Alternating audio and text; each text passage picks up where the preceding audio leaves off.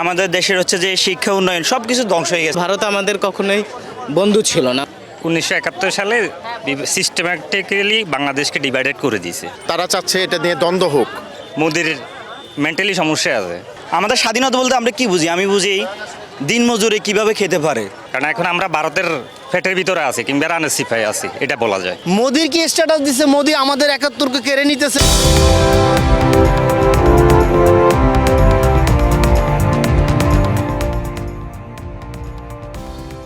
দর্শক, বাংলা এডিশনের নিয়মিত আয়োজন জনমত আপনাকে স্বাগত। আপনাদের সাথে আছি আমি ফয়সাল আহমেদ। জনমতের আজকের বিষয় 1971 সালে দীর্ঘ 9 মাস যুদ্ধের পর অর্জিত হয় আমাদের কাঙ্ক্ষিত স্বাধীনতা। কিন্তু এই স্বাধীনতাকে ভারতের বলে দাবি করছে ভারতের প্রধানমন্ত্রী নরেন্দ্র মোদী। 16 ডিসেম্বর আসলে কাদের? বাংলাদেশিদের নাকি ভারতীয়দের? সাধারণ জনগণ কি বলছে চলুন জানা যাক। ওরা আমাদেরকে সহযোগিতা করছে, ওইটাই হয়তো ওদের বিজয় বলে ইয়ে করতেছে আর কি। তো এটা আসলে বিজয়টা আমাদেরই। তো আমরা তো দেখছি যে গত সরকারের সময়, যে শেখ হাসিনার সময়, যে এটা ওদের নিজের দেশ হিসাবে ব্যবহার করতো, কিন্তু এখন এটা হচ্ছে না। এখন ভাবতেছে যে আমরা অরিজিনাল যে এই স্বাধীনতাটা এটা উপভোগ করতে পারতেছে। আজকে 16 ডিসেম্বর বাংলাদেশের একটা বিজয় দিবস। ধর্ম কর্ম যে যেখানে আছে সবাই, আমাদের বাংলাদেশের অনেক ধর্ম আছে এবং ইসলাম ধর্ম, বৌদ্ধ ধর্ম, খ্রিস্টান ধর্ম, হিন্দু ধর্ম, সব ধর্মের আজকের এই বিজয়। ভারতের আগ্রাসীরা যারা এই ধরনের, আমরা এত কষ্ট করে 30 লক্ষ শহীদের বিনিময় এবং হাজার হাজার লক্ষ লক্ষ মুক্তিযুদ্ধের বিনিময় এই দেশ স্বাধীন করেছে। এই প্রেক্ষিতে ভারত আজকে যেই কথা বলতেছে, এটা আমরা নিন্দা জানাই। নরেন্দ্র মোদীর যে বিষয়টা, এই বিষয়টাতে সে বিগত কয়েক বছর ধরে সে এই জিনিসগুলো করতেছে, কিন্তু আমার কোশ্চেনটা এইখানে যে আমরা আজকের এই দিনে আমরা তাকে কেন প্রাধান্য দিব? তার স্ট্যাটাস নিয়ে কেন আমরা পড়ে থাকবো? আমাদের তো দরকারই নেই যে নরেন্দ্র মোদী কি বলছে বা কিছু, আমরা আমাদের উদযাপন করব এবং আমরা জানি আমাদের বিজয় কত ত্যাগের বিনিময়ে আসছে। অতএব নরেন্দ্র মোদী কী করলো না করলো এগুলো নিয়ে আমাদের কোনো হেডেক রাখা দরকার নেই। আমরা আজকে এই দিনটা শুধুমাত্র আমাদের জন্য উদযাপন করব। মোদির কি স্ট্যাটাস দিছে? মোদি আমাদের 71কে কেড়ে নিতেছে বা তার বিজয়, এটাকে তার বিজয় সে মনে করতেছে, এটা তার বিষয় এবং সে আমার কাছে বা বাঙালি জাতিসত্তার কাছে সে অত গুরুত্বপূর্ণ কোনো ব্যক্তি নয়। আমাদের দেশটাকে তারা সাংস্কৃতিক, ধর্মীয়, তারপর হচ্ছে যে ধর্মীয় নিরপেক্ষতা, হিন্দু, বৌদ্ধ এবং বাউল, তারপর হচ্ছে যে মুসলমান, এই ডিভাইডিংয়ে ভাগ করছে। বুদ্ধিজীবীরা মানে আমাদের দেশে যারা বুদ্ধিজীবী ছিল, কলামিস্ট ছিল, লেখক ছিল, সাহিত্যিক ছিল, এরা পাওয়ারের অধীনে চলে গেল। তারপর আমাদের দেশে একটা দল ভারতের এজেন্ডা বাস্তবায়ন করলো। তাহলে আমাদের দেশের ভিতরে বিভিন্ন বায়াস সৃষ্টি করে যে বিষয়গুলো বিভিন্ন বিগত 54 বছরে বিভিন্ন বিষয় উৎপাদন করে আমাদের দেশের স্বাধীনতা, আমাদের দেশের উন্নয়ন, আমাদের দেশের বাজেট, আমাদের দেশের হচ্ছে যে শিক্ষা উন্নয়ন সব কিছু ধ্বংস হয়ে গেছে। আমাদের কোনো কৃষি বিপ্লব নেই। আমাদের এই দেশের মেধাবীরা বিদেশে চলে যাচ্ছে। সব কিছু হচ্ছে কি, এই আমাদের দেশটা নিয়ে বিগত 54 বছর বিভিন্ন বায়াস উৎপাদন করা হয়েছে। এই বায়াস উৎপাদন করার কারণবশত আমাদের মনে করেন যে স্বাধীনতার সঠিক ব্যবহার পায় নাই। আমাদের স্বাধীনতা বলতে আমরা কি বুঝি? আমি বুঝি দিন মজুরে কিভাবে খেতে পারে, আমি বুঝি আমাদের বাজেট কিভাবে ব্যবহৃত হতে পারে, আমি বুঝি আমাদের বেকারত্ব কিভাবে স্বাধীনতায় আমাদের প্রতি মানে একটা সুদৃষ্টি পড়বে। স্বাধীনতা বলতে আমি বুঝি আজকে ফিলারের ধারে যে মানুষটা আজকে রাতের 12টার পরে ঘুমাবে, শীতের মধ্যে কনকন কাঁপানির মধ্যে স্বাধীনতা তার মধ্যে কিভাবে পড়ে। আমি বুঝি স্বাধীনতা বলতে একটা কৃষকের ছেলে কীভাবে সংসদ ভবনে আসবে। আচ্ছা, স্বাধীনতাটা কীভাবে, মানে স্বাধীনতাটা হয়ে গেছে একটা এলিট শ্রেণীর কাছে, চলে গেল ব্যবসায়ীদের কাছে, চলে গেল বড় বড় আমলার কাছে। আর আমাদের এই স্বাধীনতা পদ থেকে পদবী, ব্যক্তি থেকে ব্যক্তি, স্থান থেকে স্থান, প্রত্যেকটা জায়গায় 54 বছরে বিভিন্ন প্রোডাক্ট এবং বায়াস তৈরি করে করে আমাদেরকে দমন করা হয়েছে।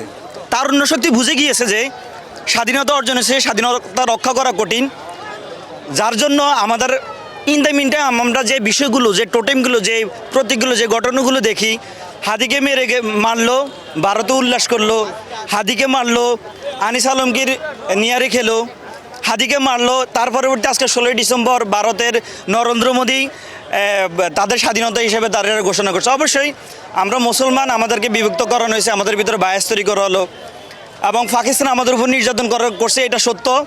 যার কারণবশত ভারতবর্ষে যে একটা বৃহৎ রাষ্ট্রের নিকটবর্তী আমরা বাংলাদেশটা আমাদেরকে 54 বছর এ কৌশলের মধ্যে দিয়ে আমাদেরকে শোষণ করেছে নরেন্দ্র মোদী এবং তারা জয় করছে।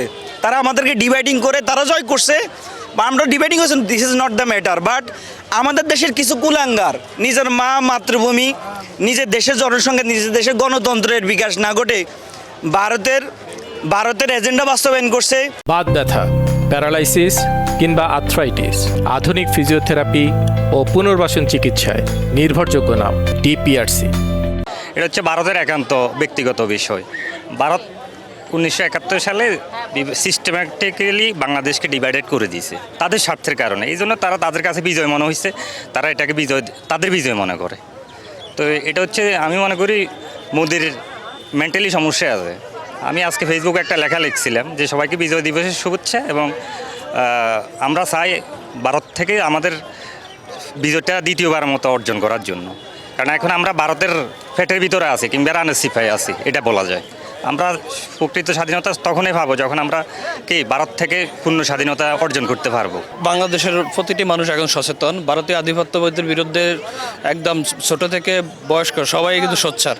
ঠিক এই মুহূর্তে বিশেষ করে 24-এর পরে নরেন্দ্র মোদী কীভাবে বাংলাদেশের স্বাধীনতা সার্বভৌমত্বের উপর হস্তক্ষেপ করে তাদের নিজেদের উৎসব হিসেবে এটাকে নিয়ে একটি ফেসবুক পোস্ট করে, এটার তীব্র নিন্দা এবং প্রতিবাদ জানাই। বাংলাদেশের স্বাধীনতা সার্বভৌমত্বের প্রতি আমরা সবসময় অটল আছি, ইনশাল্লাহ অটল থাকবো। কখনই এটা ভারতের বিজয় হতে পারে না, এটা বাংলাদেশের বিজয়। বাংলাদেশের মানুষ এই বিজয় ছিনিয়ে আনছে এবং এটা বাংলাদেশের মানুষ উদযাপন করবে। নরেন্দ্র মোদীর এরকম ঘৃণ্য উদযাপনের জন্য আমরা তীব্র নিন্দা ও প্রতিবাদ জানাই। এটা আসলে অনেক দুঃখজনক একটা বিষয়, যেটা আমাদের অর্জন 1971 সালে আমরা যে অর্জনটা পেয়েছি সেটা তারা দাবি করতেছে। তার মানে কি আমাদের প্রতি তারা ভালোভাবে দেখতেছে না এবং তারা চাচ্ছে এটা নিয়ে দ্বন্দ্ব হোক। তো এটা আমাদের বাংলাদেশের মানুষের পক্ষে আসলে দুঃখজনক একটা বিষয়। হ্যাঁ, অবশ্যই আমাদের দেশের মানুষই তাদেরকে সহযোগিতা করতেছে, যার কারণে সে কনফিডেন্সলি কথাগুলো বলতেছে। স্বাধীনতা যেহেতু বাংলাদেশ, মানে স্বাধীনতার পরে তো দেশ ক্রিয়েট হয়েছে বাংলাদেশ, তো তাহলে অবশ্যই স্বাধীনতাটা বাংলাদেশেরই হওয়া উচিত। কে কী দাবি করলে এটা তো আসলে আমাদের সাধারণ জনগণ হিসেবে আমাদের এটা আসা যায় না। আমরা দেশ, আমার পূর্বপুরুষ যুদ্ধ করছে, মুক্তিযুদ্ধ করে আমাদের দেশকে স্বাধীন করেছে, আমরা সেটা নিয়ে গর্ববোধ করি, বাংলাদেশি হিসেবে গর্ববোধ করি।